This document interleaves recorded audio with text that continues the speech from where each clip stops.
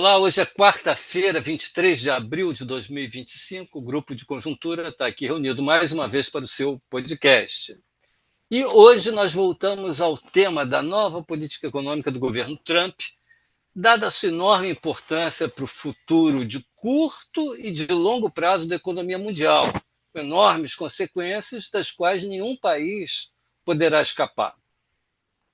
À medida que a poeira vai assentando, vai sendo possível separar o que, de um lado, é uma abordagem da política comercial e financeira internacional, que pode ser discutida no terreno da teoria econômica, que é o que o Licha vai fazer hoje aqui, o que, de outro, é um embate político pela hegemonia na ordem internacional, que é o que eu vou aqui começar apresentando, e, por fim, aquilo que é fruto da excentricidade e das idiosincrasias do atual presidente dos Estados Unidos. Sobre isso a gente não vai falar, isso tem sido muito falado na imprensa. É claro que isso aí perturba bastante o desempenho de curto prazo da economia mundial, mas não vamos falar sobre isso aqui, pelo menos hoje.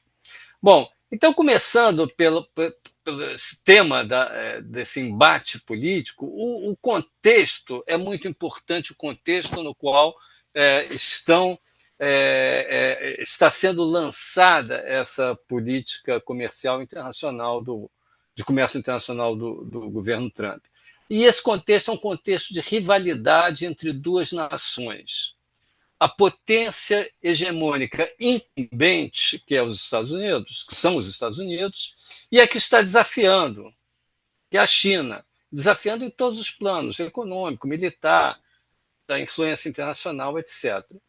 Só para pegar aqui um dado que é muito significativo, que é o PIB, a participação do PIB chinês e americano na economia mundial.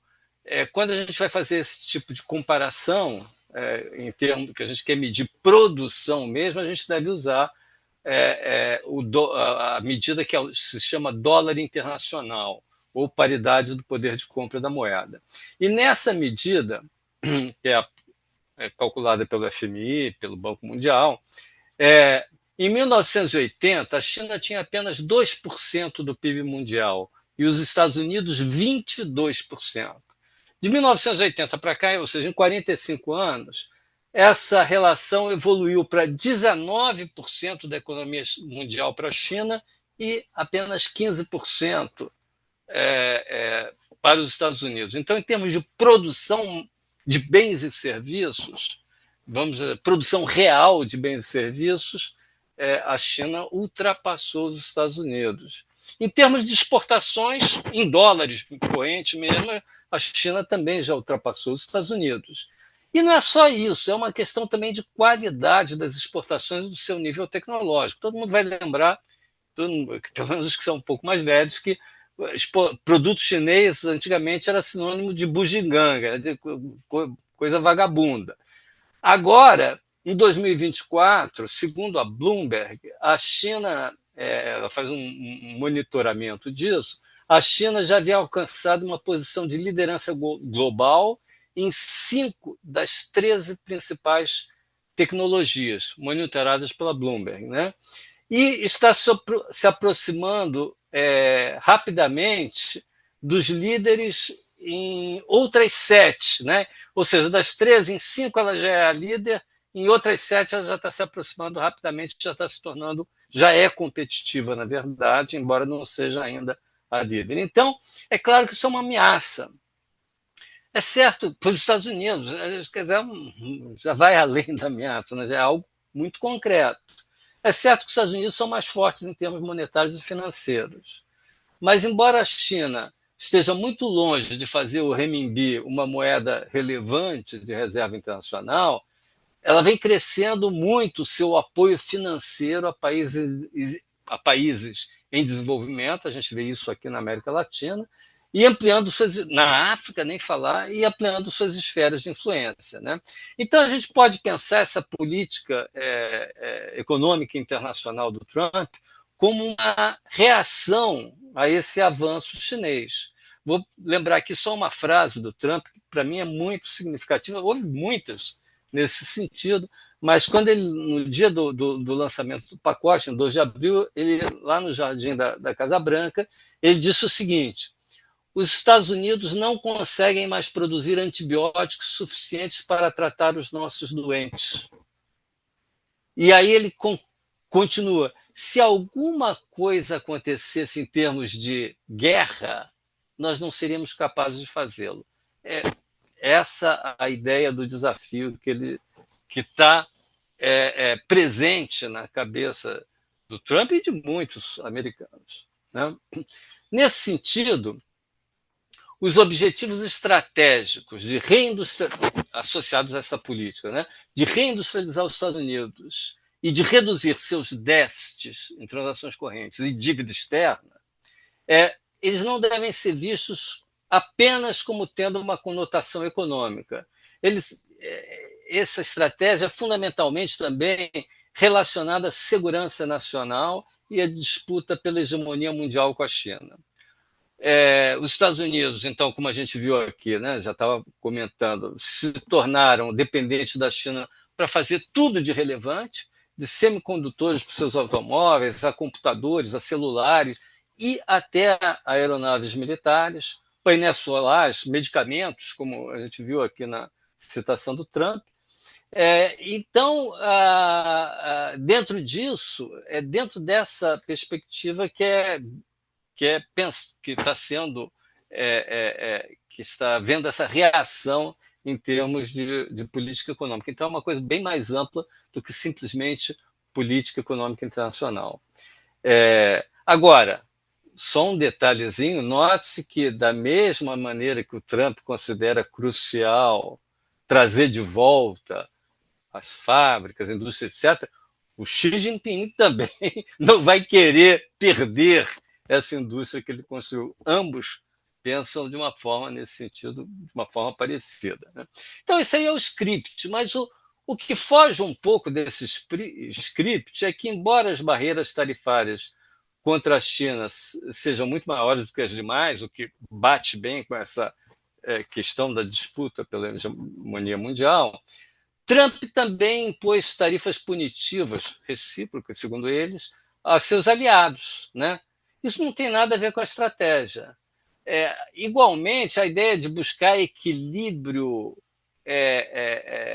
nas trocas bilaterais, nada tem de racional ou tem a ver com essa questão estratégica, né? Óbvio que foge também ao script, a forma atabalhoada, os avanços de recuos em relação às tarifas, tudo isso que só tem trazido incerteza e insegurança para a economia mundial, né? Mas então, isso foge ao script. Mas voltando ao script, um dos documentos mais importantes para entender o sentido da política econômica nacional e internacional do presidente Trump é o texto do Stephen Miller, o presidente do Conselho de Assessores Econômicos do presidente.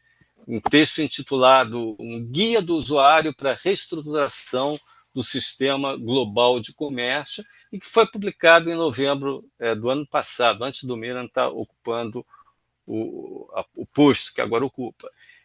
Nesse texto, ele apresenta um menu de opções que vai das tarifas ao câmbio e das iniciativas unilaterais às multilaterais, se bem que eu, particularmente, a minha leitura do texto é que, embora ele ponha esse menu de opções, a impressão que dá é que ele tem uma certa preferência, não sei se é só a minha leitura, pelas tarifas e pelas soluções unilaterais. Não que ele não ache boas multilaterais, acho que simplesmente é que são mais difíceis, talvez impossíveis de serem alcançadas, né? Mas, enfim, esse menu de opções é para alcançar objetivos estratégicos dos Estados Unidos no campo econômico e da segurança nacional, que são fundamentalmente, vamos dizer, para resumir aqui, dois principais. A reindustrialização dos Estados Unidos para que o país não dependa de outros para a produção de bens essenciais aos americanos. Embora ele fale aí, se fale, né, no governo Trump, de trazer de volta empregos, etc., o objetivo principal é claramente, a meu ver, de segurança nacional. E o B, a redução do custo do provimento de segurança ao mundo ocidental, bem como de um sistema de pagamentos de moeda de reserva internacional, que é o dólar. Isso seria um serviço que os Estados Unidos estaria prestando ao mundo, estaria custando muito caro aos Estados Unidos, caro tanto em termos de caro mesmo, ao sustentar instituições, a manutenção, contribuir fortemente para instituições como a OTAN, etc., né? Mas também o custo associado, na visão do Miriam, à manutenção do dólar como a moeda de reserva internacional, né? E esse custo tem a ver com o fato de que a demanda grande por dólar como moeda de reserva internacional leva a uma apreciação do dólar, a tornar os produtos americanos pouco competitivos, e isso leva também a aumento dos déficits comerciais, da dívida externa americana, etc. Tudo isso deixando os Estados Unidos numa posição vulnerável, né? Então, são esses dois objetivos. E há inúmeras questões a discutir sobre essa estratégia, né? E sobre os objetivos e sobre a forma como está sendo implementada essa estratégia, né? E seja também discussões sobre as consequências disso tudo. Mas como o nosso tempo é limitado, eu gostaria de destacar aqui, hoje, a questão da inviabilidade dessa estratégia. A questão que aparentemente já começou a desafiar na prática as iniciativas do Trump, tem feito ele voltar atrás em várias delas, é que a imposição das tarifas, ou se fosse desvalorização cambial também, não vai fazer os investimentos voltarem para os Estados Unidos a curto prazo, pelo menos, a médio prazo, provavelmente também, na maioria dos setores que já migraram para o México, para a Ásia, para o Vietnã, para a China, etc., etc. Simplesmente porque não existe a mão de obra e nem as instalações para produzir calçados, celulares, insumos farmacêuticos básicos, painéis solares e tudo mais que hoje os Estados Unidos compra no resto do mundo, né? Então, até você primeiro tomar a decisão de fazer esses investimentos, depois implementar isso, depois tirar a mão de obra, sabe-se lá da onde para produzir esses bens, né? Tudo isso leva muito tempo, né? E mais, no longo prazo, mesmo que esses setores sejam internalizados aos poucos, ao longo dos anos, né? No longo prazo, os custos e, portanto, os preços desses bens que estariam sendo produzidos nos Estados Unidos serão elevadíssimos, o que certamente colocará essa tentativa de reindustrialização em xeque, né? Porque os custos nos Estados Unidos, da mão de obra, de tudo, são muito mais elevados. Os terrenos, tudo, são elevadíssimos. Em suma, a resposta que está sendo dada ao desafio chinês não me parece uma saída viável economicamente. Talvez não haja sequer a possibilidade de deter essa caminhada da China rumo à supremacia econômica mundial. Agora, uma alternativa, talvez com um pouco mais de chances de sucesso, seria construir uma parceria mais profunda com os até então aliados dos Estados Unidos, a Europa, Japão, Austrália, Coreia do Sul, América Latina, né? Por exemplo, para fazer isso, os Estados Unidos teriam que fazer concessões, né? Fazer o que a China está fazendo com outros países, né? E, inclusive, fortalecer a América Latina como exportadora daqueles bens ou insumos que não têm como serem produzidos competitivamente nos Estados Unidos, mas no México, no Brasil, na Argentina talvez pudesse, né? Então, é esse tipo de estratégia, chamando os aliados, se integrando aos aliados, seria uma coisa que talvez certamente tem mais chance de sucesso. Mas o que preocupa é que o governo americano, o que ele fez até agora, foi exatamente o contrário disso. Né? Ele puniu seus tradicionais aliados com elevados impostos de importação, né? Seja a tarifa geral de 10%, seja os 25% sobre aço, alumínio, automóveis, etc. Então, os Estados Unidos sequer estão indo por aí. Então, como é o caminho pelo que eles estão trilhando nesse momento me parece inteiramente inviável do ponto de vista econômico, quer dizer, acho que a gente vai ter aí uma situação extremamente complicada da economia internacional nos próximos anos. Eu passo agora a palavra para o Lixa, né, que vai discutir mais a questão de até que ponto é apropriado, do ponto de vista da teoria econômica, esse tipo de escolha que está sendo feita. Lixa, por favor. Obrigado, Francisco Eduardo. Tá? O Francisco destacou o trabalho do Stephen Miran como e tem sido muito discutido esse trabalho nos Estados Unidos por todos os analistas em todo o mundo, na verdade, tá? E nele se destaca a existência de desequilíbrios macroeconômicos na economia americana. Francisco Eduardo já comentou sobre esses pontos. Eu gostaria de destacar que um desequilíbrio importante é do jeito que o Mira coloca, que o grande déficit comercial americano é um déficit que é quase de US$ 1 trilhão por ano. Tá? Tá? Esse déficit comercial tem como contrapartida, quando a gente olha do ponto de vista macroeconômico, a existência de uma poupança externa, porque você precisa financiar com alguns créditos de não residentes esse déficit comercial que você tem. Tá? Então, você tem Estados Unidos é um país que possui muita poupança externa, que precisa de muita poupança externa há 40 anos, não? Desde os anos 80, que é dessa forma. O problema é que o uso da poupança externa vai criando passivos elevados, passivos externos elevados, elevadas dívidas, ou, do contrário, que os não residentes possuam ativos do país que tenha esse déficit, tá? Comercial. Eh, de consequência, esse seria o desajuste que, do ponto de vista macroeconômico central, que a gente estaria olhando para a economia americana.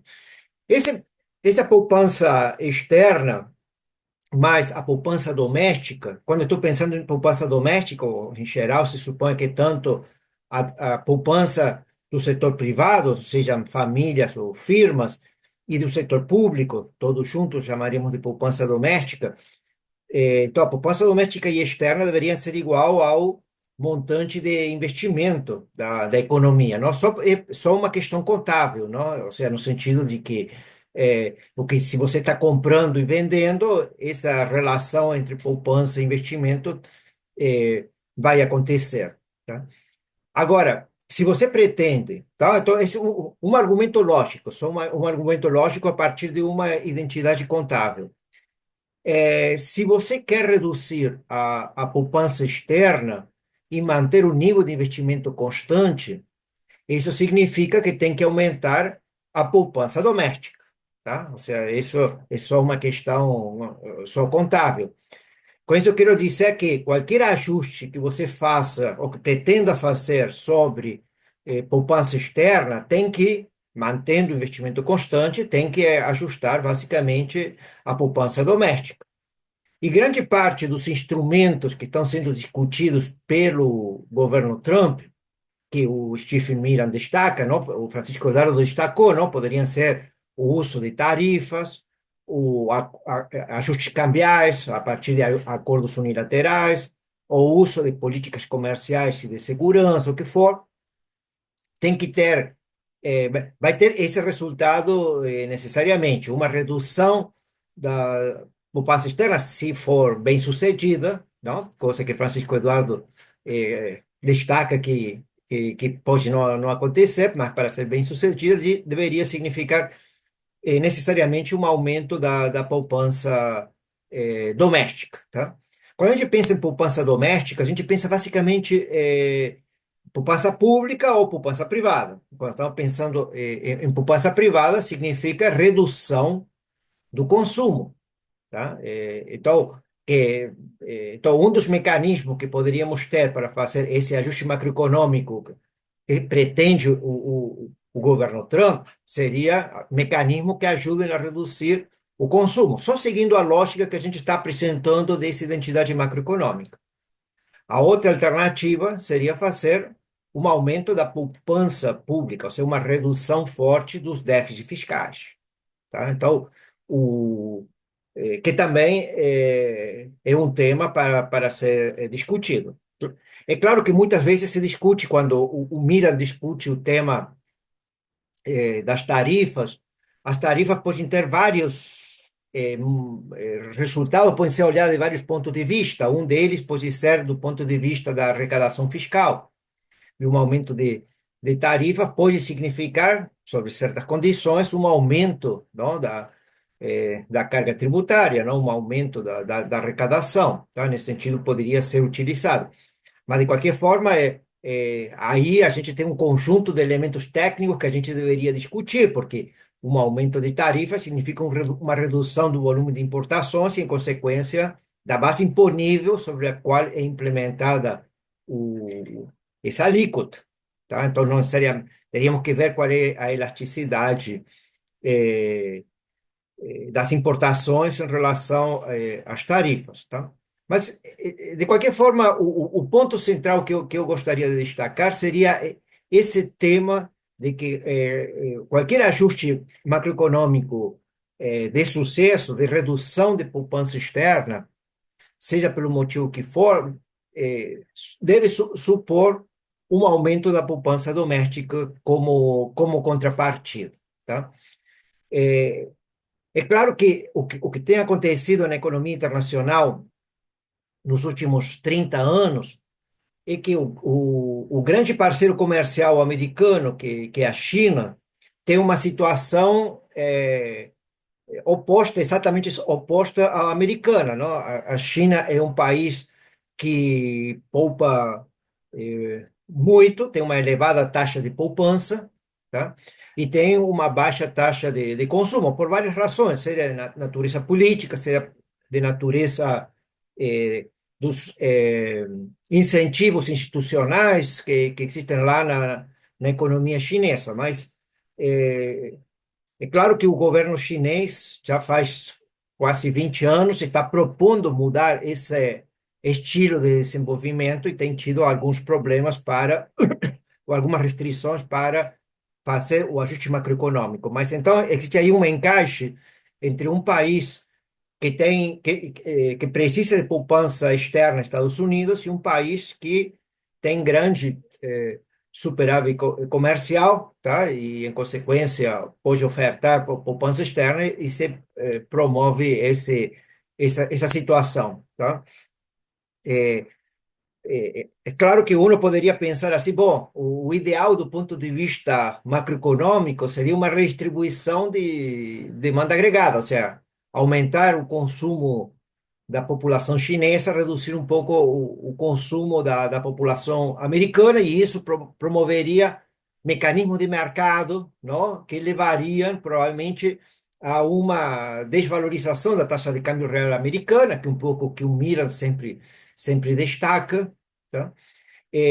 O problema é que esses ajustes estruturais têm se manifestado muito difíceis de serem implementados por distintas razões, não seja do lado americano, tá?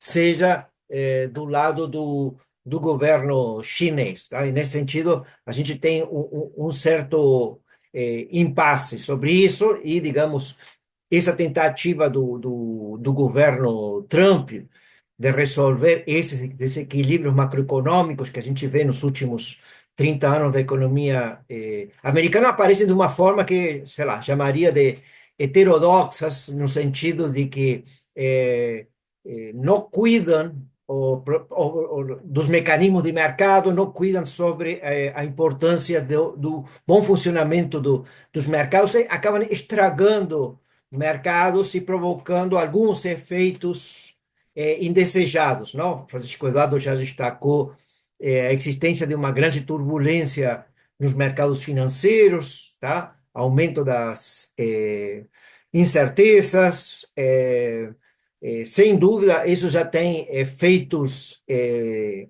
no curto prazo, tá? Só para falar rapidamente, ontem foi divulgado, estão sendo divulgados, na verdade, as análises do Fundo Monetário Internacional, que está reunido na sua reunião de primavera, e já nesses documentos iniciais e nas previsões que ele faz, se destaca uma desaceleração tanto da economia americana quanto da economia da China. Tá? Ou seja, já estamos começando a sentir algumas das previsões que mais são analisadas, como a do fundo, já a gente começa a ver esses efeitos macroeconômicos a nível internacional. Tá? Eh, de minha parte, esse era o ponto que eu gostaria de destacar, não? Ou seja, por trás da política econômica do Trump, temos esses desequilíbrios macroeconômicos, são desequilíbrios que já têm várias décadas, são desequilíbrios que podem, que desde os anos 2000, a gente começava a discutir sobre se isso poderia provocar algumas crises ou alguns problemas, tá? Esses desequilíbrios têm se acentuado ao longo das décadas, e ainda a gente não está claro quais serão os mecanismos que permitirão contornar eles, não? Ou seja, isso são questões estruturais de longo prazo e difícil de serem percebidas, tá? Eu queria Ok. acrescentar, Lixa, do ponto de vista desse desequilíbrio que você está colocando, que é algo que estrutural nas duas economias, né? Que tem um agravante. Quer dizer, o maior déficit comercial dos Estados Unidos é com a China. O maior superávit comercial da China é com os Estados Unidos. A consequência disso qual é? É que uma parte importante das reservas internacionais na China, que hoje são 3,5 trilhões de dólares, estão em títulos públicos americanos, em dólar. É claro que a China, já de um tempo para cá, a gente não sabe muito bem, porque isso é um dado muito confidencial. A gente não consegue acessar esse dado no Banco Central da China, por exemplo. Mas é claro que ela já vem migrando, o Banco Central da China já vem migrando, né? Vem saindo gradativamente do dólar em prol de outras moedas, como o ouro, né? E não sei, euro, não sei. Mas o fato é que essa é uma outra dependência dos Estados Unidos em relação à China. Recentemente, houve jornais que suspeitaram que o colapso, vamos dizer assim, no mercado de títulos públicos americanos teria um pouco o jogo chinês de venda de títulos, né, para derrubar esses preços e tornar, de fato, o dólar, desvalorizar o dólar e tornar ele, colocar ele em risco, né, o dólar como moeda de reserva e criar essas incertezas todas. Então, é mais uma dependência e mais um fenômeno que é muito difícil de chegar a uma solução. China e Estados Unidos, né? E, em certo sentido, também corrobora o que o Francisco Eduardo falou. Quer dizer, a China está correndo por fora para ganhar a supremacia econômica no mundo. Só falta a ela uma coisa: abrir o seu mercado, né? Então, quando ela abolir controles de capitais, de fato, a moeda chinesa já terá uma penetração enorme. Está faltando isso, né? Já que a China é a maior participação no mundo de exportações é a China, o maior PIB do mundo é a China, mas o mercado financeiro da China não é para todo mundo. Então é o que está faltando. Mas eles Ok. não abrem mão disso. Só destacar o ponto que a Margarida colocou, não? Ou seja, Estados Unidos deseja desvalorizar sua moeda em termos reais para melhorar seu déficit comercial, mas não quer perder o caráter de reserva internacional. Isso que cria, digamos, esse dilema, não? Entre desvalorizar o dólar, mas manter o dólar como reserva internacional. É um dos dilemas que a economia internacional tem na sua frente. Eu sou exatamente por esse ponto, Lixa, que eu tenho assim uma certa desconfiança que a preferência do Miran é pelas tarifas. Quer dizer, ele também discute como operar essa eventual desvalorização do dólar para aumentar a competitividade americana, porque ele quer discutir todas as possibilidades. Mas eu tenho a impressão, principalmente por essa razão que você apontou aí, a preferência recai sobre as tarifas, que é por onde começou, na verdade, a nova política econômica do Trump. Bom, pessoal, ficamos por aqui e até a próxima semana com mais um podcast do Grupo de Conjuntura. Até lá.